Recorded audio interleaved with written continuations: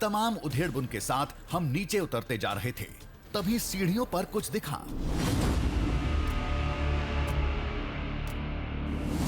किसी मवेशी का चारा लग रहा था, लेकिन ये सीढ़ी पर क्यों है?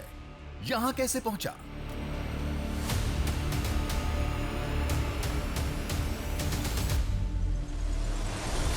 ये शिखर के ठीक पहले वाला मंडपम था, जहां हम कल कुछ देर के लिए बैठे थे।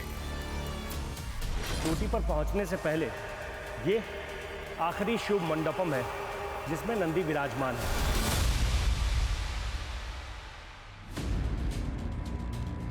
कल तो यहां कुछ नहीं था, रातों रात ये चारा कहां से आ गया? कल जब हम जा रहे थे यही आखिरी शुभ मंडपम के पास थे तो ये तो कुछ नहीं था।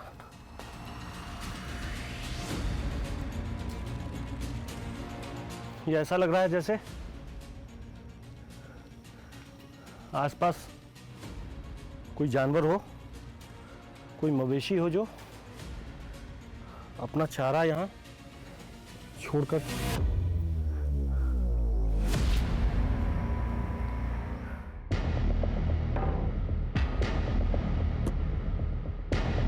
ये जरूर किसी मवेशी का काम होगा। कल चढ़ाई की शुरुआत में कुछ मवेशी हमें दिखे थे। उस समय हम ज्यादा ऊंचाई पर नहीं थे, लेकिन इस वक्त हम ठीक चोटी के नीचे वाले मंडप में थे। इतनी ऊंचाई पर कोई जानवर इतनी सुबह क्यों आएगा?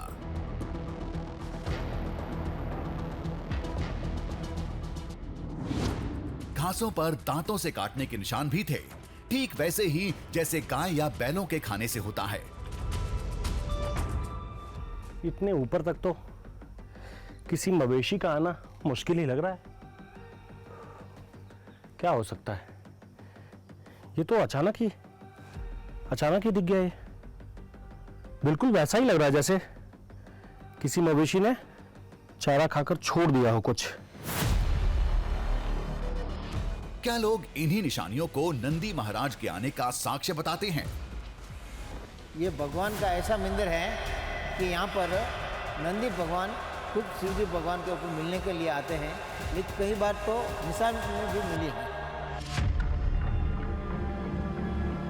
ये सब बेवजह की बातें थीं। पहाड़ का आधा हिस्सा जानवरों का चारागाह है।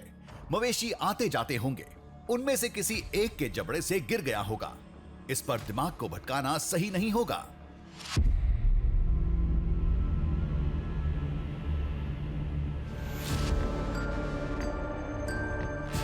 गांव पहुंचते ही हमने लोगों को रात की कहानी सुनाई, बिजली नहीं गिरने की बात भी कही। सब कहते हैं कि वहाँ बिजली चमकती है, सब कहते हैं बिजली मंदिर के आसपास आकर के गिर जाती है, मंदिर के चारों तरफ घूमती है। मुझे तो कुछ भी नहीं दिखा। एक दिन इधर रह लो। एक दिन रुकना होगा। रुकना आज रुको। आज रुको। दिखेगा? दिखेगा। कैसे दिखेगा? तुम इधर बिजली दिखा रहा। मैं यहाँ रुकूंगा तो बिजली दिखेगा? दिखेगा। कैसे दिखेगा? नाइट, रात में? रात में।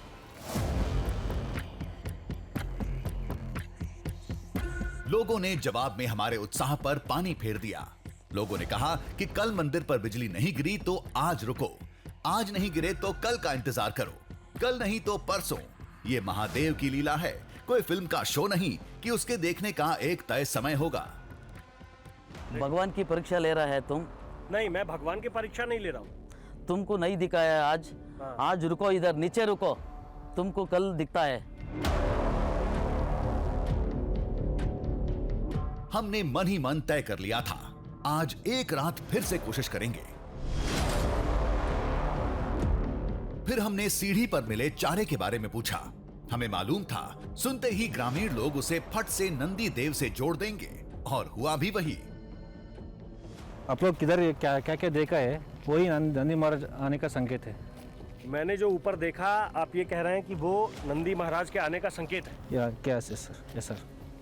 जैसे मैंने तो देखा कि वहाँ कई जगहों पर में वो चारा रखा हुआ है, ऐसा जैसे किसी ने खाकर छोड़ दिया हो, कोई जानवर अचानक से आ गया हो। वही संकेत है सर। वही नंदी महाराज आने का संकेत है। वही है।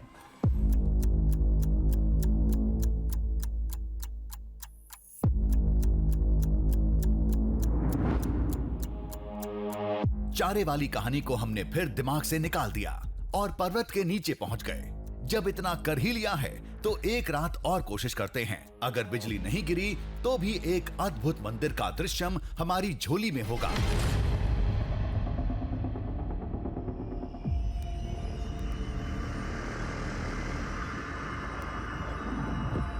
लेकिन आज रात हम शिखर पर नहीं जाएंगे, नीचे ही रहेंगे।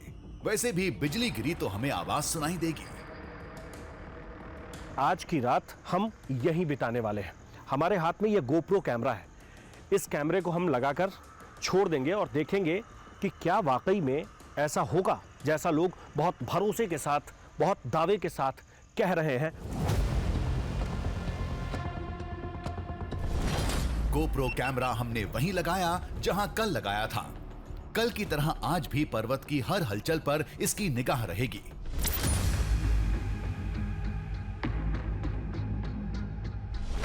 लगातार दूसरी रात काटना मुश्किल काम था, लेकिन दावों की पड़ताल इतनी आसान नहीं होती।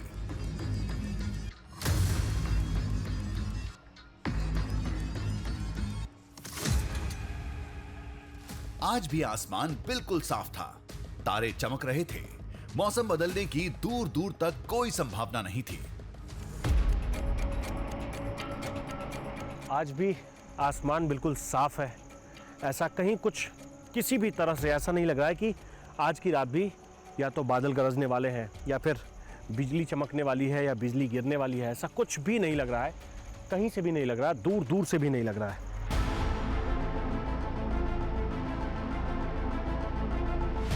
अब रात तो कैसे भी काटनी थी। कुछ देर टहलते रहे।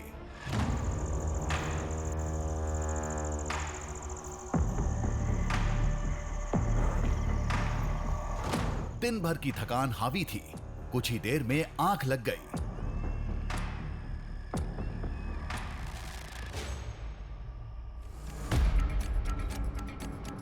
कैमरा पर्सन भी दूर लेट गए। गलती से कैमरा ऑन ही छूट गया था। तभी एक तेज धमाके ने नींद तोड़ी। ये कैसी आवाज आई? ये कैसी आवाज है? कैसी आवाज है?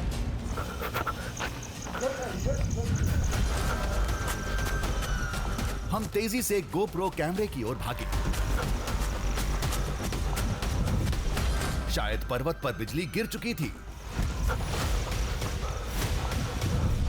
हमारा अंदाजा बिल्कुल सही था।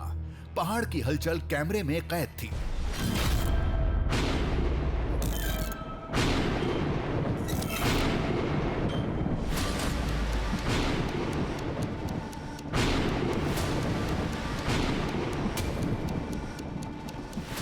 जिस आवाज से नींद टूटी थी वो पहाड़ पर बिजली गिरने की थी।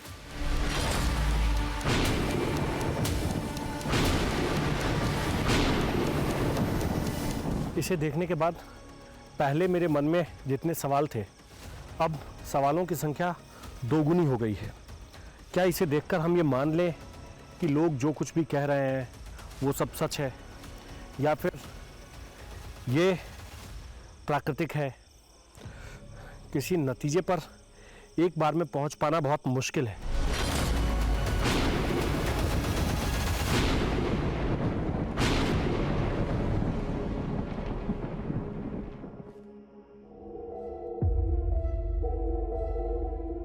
मंदिर पर बिजली तो गिरी, लेकिन शिवलिंग की परिक्रमा के दावे को अभी परखना था। सुबह शिखर पर जाएंगे और इसे समझने की कोशिश करेंगे। देखते हैं बिजली गिरने के बाद शिवलिंग की क्या हालत है।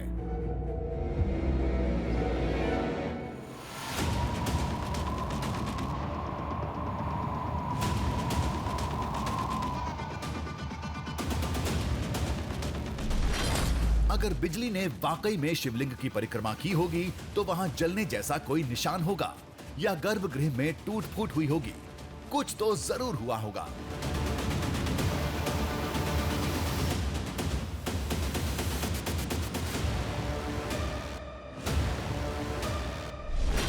गर्भगृह में तो सब कुछ सामान्य था। शिवलिंग भी जस का तस। आसपास जलने के कोई निशान नहीं, कोई तोड़फोड़ नहीं।